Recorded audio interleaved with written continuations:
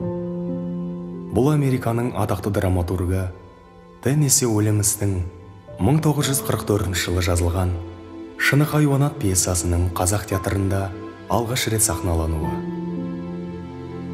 Спектакльде қарапайымда арманшыл отбасы Уинфилдтер өмірі Томның еске алу арқылы көрсетіледі. Тіршілігімен арман үйлеспеген әйел Аманда ұлы мен қызы өмірден өз орнын тапса деп жанталасады.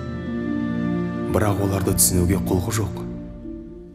Томның арманы еркіндікке кету, ал өмірмен бетпе-бет келуден қаймығатын Лаура өзін шыны хайуанат әлемінде ғана еркін сезінеді. Алдамшы арман, жанжал қызығы мұңға батыратын қойылымда уақыттың жинақ белгілері де танылады.